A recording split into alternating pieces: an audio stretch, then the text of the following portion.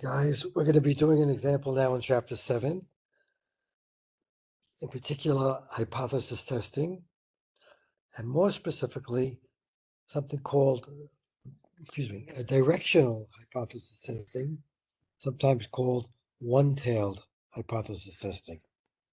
So let's get into it. The example was asked by David. We'll find the Ask My Professor. And I have to remind everybody again to send me some of these questions that you find difficult. Or we found many already, and up to and including chapter 13. And also my suggestion that if you really want to understand this more deeply, you look at the YouTube videos that these are linked to that discusses the theory. So here's the example.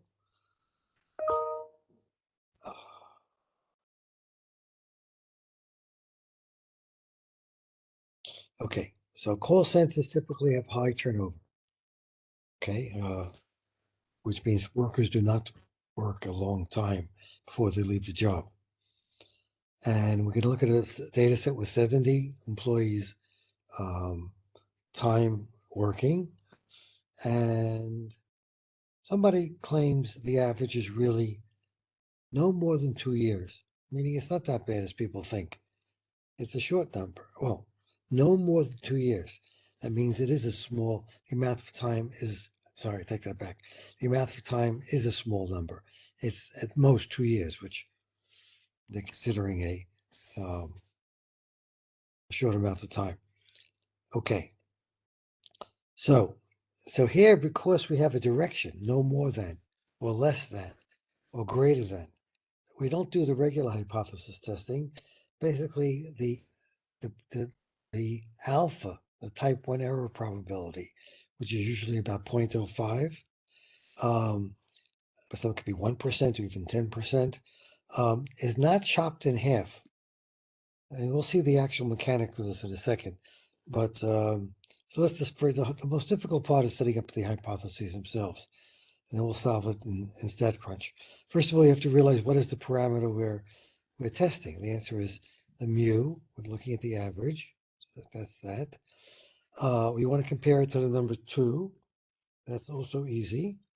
The hard part, which I actually got wrong myself, is you want to prove that it's greater than or equal to 2 years versus, and again, the equal sign always goes in the H0, and the H1 always has the opposite, which in this case would be less than. In other words, let's look at it more carefully. Formulate and test the hypothesis. Determine if this claim can be disputed. Well, no more than, I'm sorry. And again, I actually realized this should be a less than, and this should be the greater than, because the claim, so to speak, the default, is disputed if we can show it's more than 2 years. So this is the correct formulation. Let's check it out. Good. Okay. Calculate the data, the t statistic. The test statistic will be a t statistic. Let's load the data into StatCrunch, and of course, it could be done in Excel, but I believe it's done more simply in StatCrunch. Stat, T-stat, one sample with data. Now, which one are we looking at? I believe we're looking at length of years. The gender is irrelevant. This is the standard deviation. We don't know. Where we don't care, because now we're just doing males or females. Group by, also irrelevant. We're doing hypothesis testing as opposed to confidence intervals. And we want it to be, this number is going to be a 2. And this is going to be, as we said before, greater than 2. Okay, now before we had less than or equal, but again, for technical reasons, this is correct. This will always be an equal sign. And what we really care about is the H1, which will match up with the H1 over here. I think at this point we say, oh,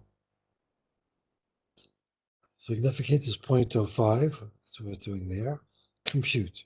Okay, this could be 1% or 10%, but it's 0.05 here, as we see right here. Compute the tested. Ooh, what did I do wrong? Why is it Z? I must have pricked the wrong column. Let's try it again. Stat, T-stat, one sample with data, length of years, hypothesis testing, 2, goes fast really, less than 2, greater than 2, I'm sorry, 0.05, compute, and the t-statistic is minus 0.83. Let's copy that. Control V, enter, and we did it right. Okay, get rid of this, get rid of that.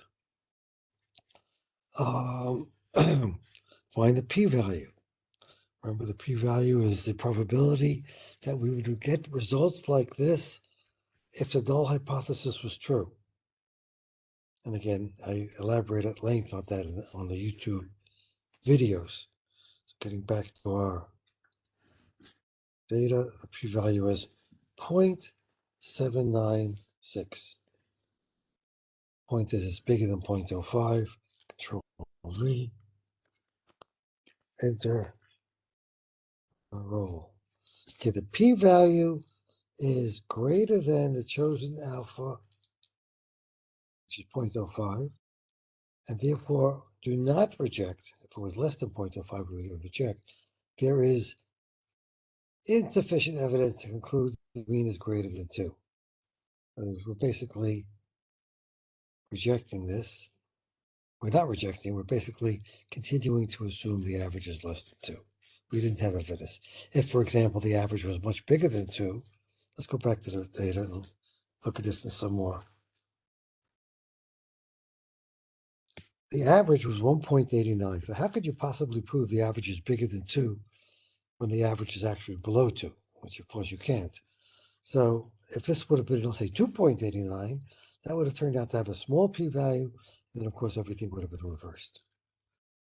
Okay, I hope that, we're not finished yet. Check answer, and we're right, and we're done.